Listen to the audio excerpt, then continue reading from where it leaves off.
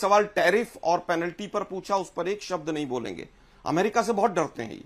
अगर ट्रंप का नाम ले लेते मोदी जी कि ट्रंप झूठ बोल रहा है, तो ये टैरिफ और बढ़ जाता, कहीं ना कहीं वो और सच बोलता, जैसा कि राहुल गांधी जी ने कहा है, वो इनकी और पोल पट्टी खोल देता। इसलिए डरते हैं, सरेंडर करते हैं ट्रंप के सामने, इसलिए कुछ नहीं बोलते हैं। अब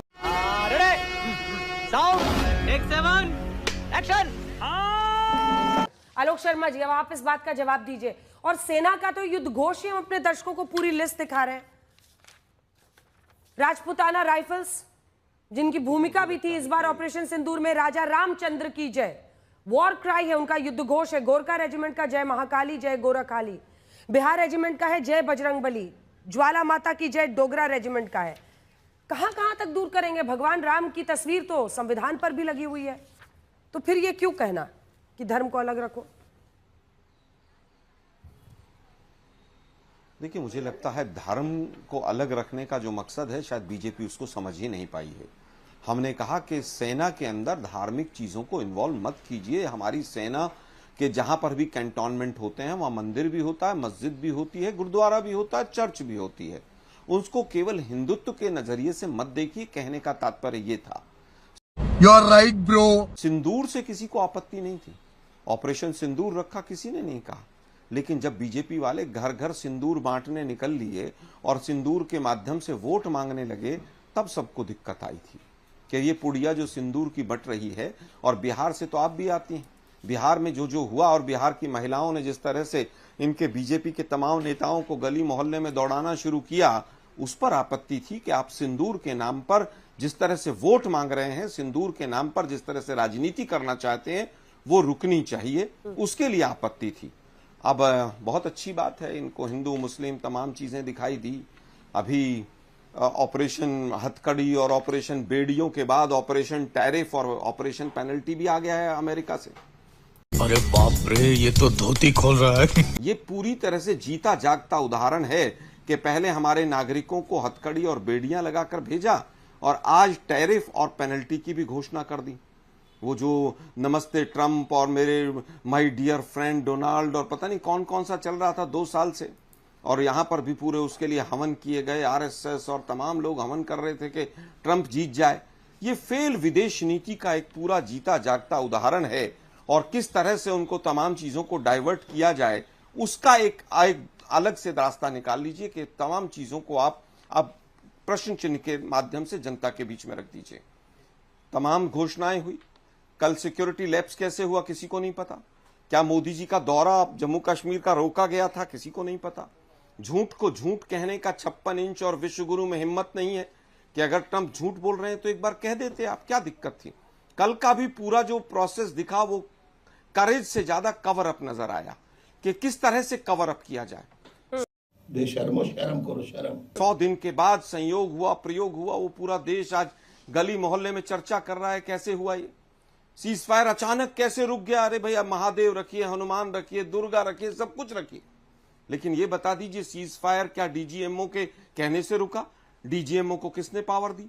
क्या डीजीएमओ को डिफेंस मिनिस्टर ने पावर दी थी? पाकिस्तान के ठिकाने 21 से घटकर 9 क्यों हो गए, इसका उत्तर नहीं है। आप दुर्गा मां पे रखिए, सब पे रखिए आप, लेकिन इसका उत्तर दे दीजिए भाई 21 ठिकानों पे जो अटैक होना था वो 9 कैसे हो गया, उसकी कोई बात नहीं। आपने कहा कि हम डीजीएमओ के कहने पर ऐसा हुआ है। हम पूछ रहे हैं भाई कौन सी शर्तें थी ऐसी जिसके आधार पर आपने कर दिया? आपने कहा कि हमने तो पूरा पहले ही चेता दिया था कि युद्ध हमारा मकसद नहीं, पीओके हमारा मकसद नहीं। अरे भाई, तो आपने पहले ही बता दिया था कि हम पूरी तरह से युद्ध लड़ने के पक्ष में नहीं है, हम केवल और केवल दिखावा करेंगे। ये तो तमाम चीजें सामने संसद के माध्यम से आई है। आप कुछ भी रखिए, आपको जो रखना रखिए, हमें केवल ये बता दीजिए अगर आतंकी हमलों के ऊपर पूरे अटैक हो गए थे तो पाकिस्तान जश्न क्यों मना रहा था? ये तो लेने के देने पड़ गए। अगर आतंकवाद से कमर टूट गई पाकिस्तान की तो यूनाइटेड नेशंस ने आतंकी विरोधी समिति का पाकिस्तान को अध्यक्ष कैसे बना दिया? आपका पूरा देश के साथ पूरा विश्व आपके साथ था अगर, तो आप ये बताइए कि आईएमएफ ने लोन कैसे दे दिया। ठीक है, जवाब दीजिए। और देखिए, पृथ्वीराज चव्हाण तक का आपके नेता अगर कह रहे हैं कि नाम मुझे लगता है ऑपरेशन महादेव नहीं होना चाहिए था, नहीं आप सवाल सुनिए, ऑपरेशन महादेव नाम नहीं होना चाहिए था, तो कुछ तो सोच होगी ना पार्टी की। या तो संजय राउत गलत कह रहे हैं, संजय सिंह गलत कह रहे हैं, पृथ्वीराज चव्हाण गलत कह रहे हैं, आप तो टीवी पर बैठ के कह रहे हैं कि नहीं नहीं कोई दिक्कत नहीं है नाम से, लेकिन उन्होंने कहा है 1971 में ऑपरेशन ट्राइडेंट किसने नाम दिया था? ट्राइडेंट का मतलब त्रिशूल ही होता है, अंग्रेजी में एक ट्राइडेंट कर देने से कुछ बदल थोड़ी जाता है। मैं तुम्हें अभी समझाता हूं। देखिए, मैंने तो स्वयं कहा कि पूरे नाम होने चाहिए, और जो भी धर्मों के हमारे जो भी तमाम हमारे यहाँ पर धर्म हैं, उनके जो भी अच्छे धर्म प्रतीक हैं, और जहां पर भी विजय की बात आती है, सभी धर्म प्रतीकों को इस्तेमाल किया जाना चाहिए, उसमें कहीं कोई मुझे आपत्ति नजर नहीं आती है, और पहले भी किए गए हैं और आगे भी किए जाएंगे।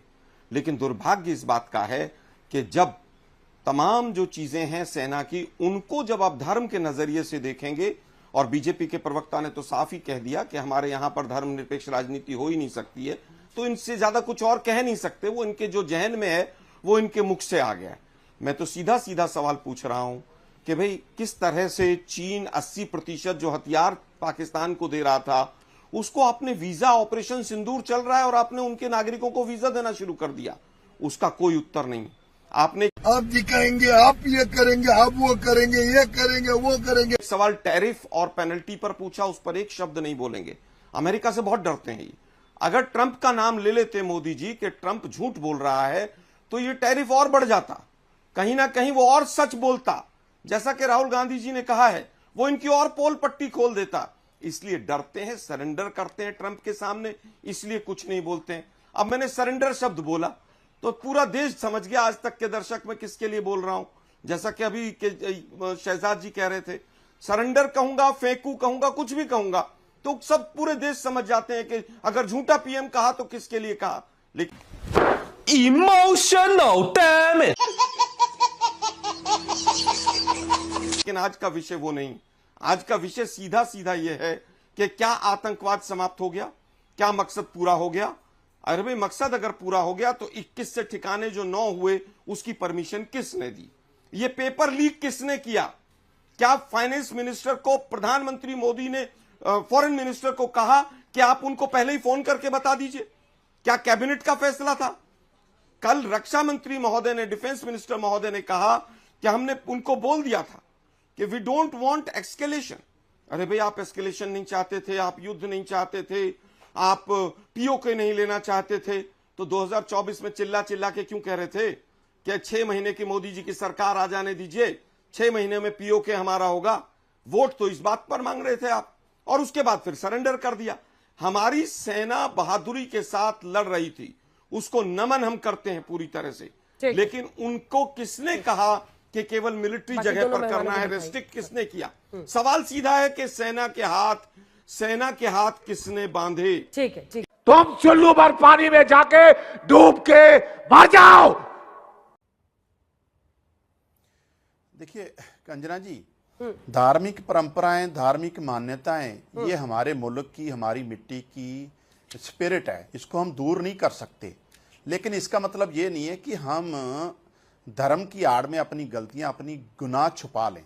मैं आपको एक छोटा सा फिलोसफा समझाता हूँ। सिखों की फिलोसफी है ऐसे, लेकिन इसको हम मानवता के लिए मानते हैं। 6वें गुरु हरगोबिंद साहब ने मीरी पीरी का सिद्धांत दिया। मीरी मतलब राज, पीरी मतलब धर्म। राज करना, धर्म जो है वो राज करने का रास्ता दिखाता है। ये नहीं है कि आप राज करते, जैसा अटल जी ने एक बार मोदी जी को भी कहा था कि राज धर्म का पालन करो। यानी कि पार्लियामेंट में सवाल तो ये थे कि जो पहलगाम का अनफॉर्चुनेट, दुखदाई जो घटनाक्रम हुआ है, इंटेलिजेंस फेलर हुआ है, उसके लिए जिम्मेवार कौन है? आतंकवादी क्यों नहीं मारे गए? देश की सेनाएं जब लड़ाई जीत रही थी, तीसरा मुल्क सीजफायर करने वाला होता कौन है? जब भारत, हमारा मुल्क, पूरी दुनिया में जाकर पाकिस्तान को टेररिस्ट मुल्क डिक्लेयर करवाना चाहता, तब मोदी जी के सबसे खास दोस्त, जिनको मोदी जी कहते हैं माय फ्रेंड, डोनाल्ड ट्रंप, वो पाकिस्तान के आर्मी चीफ, जिन्होंने कत्लेआम हमारे मुल्क, हमारे बच्चों का, हमारे नौजवानों का, हमारे लोगों का कत्लेआम किया, उसको लंच खिला रहे थे। इन सवालों के जवाब देने चाहिए। इन सवालों के जवाब क्यों नहीं देने चाहिए, क्यों नहीं दे रहे ये? इतना छोटा पहले कभी नहीं हुआ होगा। ये बात को, हर चीज को, अपने गुनाहों को धर्म की आड़ में नहीं छिपा सकते आप। तो ये देश की सबसे बड़ी पंचायत है, संवैधानिक पंचायत है। वहां आप अपने गुनाहों को छुपाने के लिए, गलतियों को छुपाने के लिए धर्म की आड़ लो, वो बिल्कुल गलत है। जो ठीक है शहजाद जी, इसका जवाब बाला साहब ठाकरे की बेटे की पार्टी ऑपरेशन महादेव और ऑपरेशन शिव शक्ति पर नाम रखने पर नाराजगी जाहिर कर रही है। क्या से क्या हो गया? अंजना जी नमस्ते, जय श्री राम। नमस्ते। देश से बड़ा कोई धर्म नहीं और हिंदू से बड़ा कोई गर्व नहीं। हम तो महाराष्ट्र से आते हैं अंजना जी। हमारे आदर्श छत्रपति शिवाजी महाराज और छत्रपति संभाजी महाराज महादेव के बहुत बड़े भक्त रहे और हमारे यहाँ तो लड़ाई होने से पहले ही होता है कि ओम नमः पार्वती पते, हर हर महादेव, जय भवानी, जय शिवाजी। सबसे पहले तो देश को ऑपरेशन महादेव के तहत जो 3 कुख्यात अपराधी आतंकवादी मारे गए हैं उसके लिए हम भारतीय सेना को शुभकामना भी देते हैं। देखिए, विषय यहाँ कोई विवाद का नहीं है अंजना जी, विषय कोई धर्म का भी नहीं है, किसी अधर्म का भी नहीं है। विषय था कि विपक्ष एक सवाल पूछ रहा है सरकार से। जब सरकार संकट में थी, पूरा विपक्ष आपके साथ खड़ा हो गया, आपके कंधे से कंधा मिला रहा है, आप डेलीगेशन भेज रहे हैं, डेलीगेशन में जा रहा है और गा रहा है कि है प्रीत जहां की रीत सदा, हम गीत वहां के गाते हैं। तो विपक्ष आपसे भी उम्मीद करेगा ना कि आप भी उसकी कुछ बात सुनिए। विपक्ष ये पूछ रहा था आपसे, सबसे पहले विपक्ष पूछ रहा था कि जब हम जीत के इतने करीब थे, पीओके हमारा था, पाकिस्तान के खंड खंड हो रहे थे, बलूचिस्तान अलग हो रहा था, सीज फायर हो गया, डीजी, अरे देवा ये गड़बड़ है बाबा। पाकिस्तान का गुहार लगा रहा है, रो रहा है कि महाराज महोदय माफ कर दीजिए, बहुत बम फेंक दिए, अब रुक जाइए। हमारे डीजेमओ उनके डीजेमओ से बात कर रहे हैं, 2-5 घंटे के संवाद में अचानक डोनाल्ड ट्रंप का ट्वीट आ जाता है। तो विपक्ष अगर इन सब विषय को लेकर ये पूछ ही रहा है कि क्यों ऐसा हो रहा है, वो आतंकवादी कैसे आए, किसका फेलियर है, एलजी साहब मान रहे हैं कि हाँ ये सुरक्षा एजेंसियों की चूक है, कौन नपेगा इसमें, किस पर गांज गिरेगी इसमें, इसकी एक सकारात्मक चर्चा की उम्मीद थी। विपक्ष ने सोचा इसका विशेष सत्र होगा, नहीं हो पाया। मानसून सत्र आया, 1 हफ्ते नहीं हो पाए, सोमवार से शुरू हुआ, मंगलवार, बुधवार, अभी चर्चा चली रही है। अब आप एक बात बताइए कि क्या आप बार बार भावनात्मक ढंग से ही हमें जवाब देंगे? आप क्या भावनाओं के ऊपर उठ के हमें जवाब नहीं देंगे? जो प्रश्न सीधा पूछे जा रहे हैं उसका जवाब नहीं दे रहे हैं। अभी अपनी डिबेट शुरू होने के पहले सुन रहे हैं कि ट्रंप ने 25% टैरिफ लगा दिया और ट्रंप उसमें लाइन लिख रहा है कि दोनों देशों में सब कुछ ठीक नहीं है क्योंकि वो चाइना से कारोबार करते हैं और वो रसिया से तेल और हथियार। जल्दी से शहजाद जी जवाब दीजिए। जिससे मर्जी उससे कारोबार करेंगे, हमारी जिससे मर्जी उससे हथियार लेंगे। आप कौन होते हैं सरपंच बनने वाले? विश्वगुरु हम है कि आप हैं? अगर विश्वगुरु हम है तो हमें रहने दीजिए, और आपको लगता है विश्वगुरु हम नहीं है तो फिर आप समाप्त कर दीजिए। आप कहिए कि नरेंद्र मोदी जी, दुबे जी ने बहुत खत्म, bye bye, tata, goodbye, गया।